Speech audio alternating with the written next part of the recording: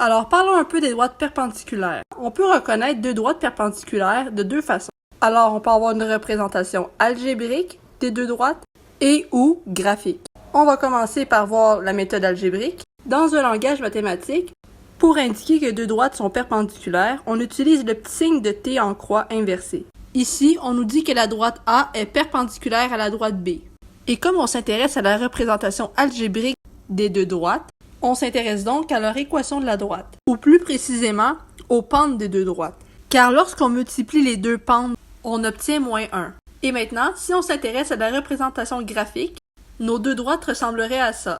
Remarquez qu'à un moment donné, à un certain point, les deux droites se croisent. Et on nous informe que l'équation de la droite A est y est égal à 2x plus 2, et celle de la droite B, y est égal à ax plus b, c'est-à-dire qu'elle nous est encore parfaitement inconnue.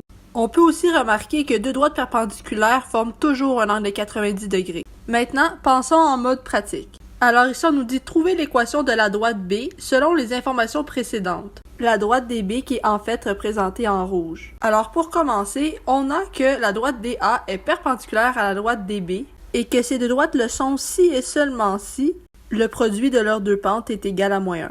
Ensuite, on a l'équation de la droite A, d'où on peut donc connaître sa pente. On a donc que la pente de la droite A est égale à 2.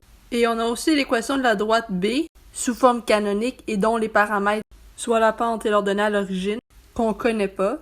Mais pour maintenir une certaine rigueur et une certaine logique, on note seulement que la valeur de la pente nous est inconnue. Alors maintenant, il ne nous reste plus qu'à trouver la pente de la droite B grâce à nos deux premiers indices. En effet, sachant que le produit des deux pentes donne -1 et que la pente de la droite A est égale à 2, on remplace les valeurs qu'on connaît dans l'équation. Alors on a 2 fois la pente de AB est égale à 1, on isole A, on a donc que la pente de B est égale à -1/2. Et comme on ne nous donne aucune coordonnée ou aucun point de la droite B, il nous est donc impossible de trouver son ordonnée à l'origine. On peut seulement écrire que l'équation de la droite B est y est égal à -1/2x plus b. Mais notez que dans la plupart des autres problèmes, on vous donne les informations suffisantes pour le trouver. C'est ce qui termine la vidéo sur les droites perpendiculaires. Si vous avez des questions, n'hésitez surtout pas.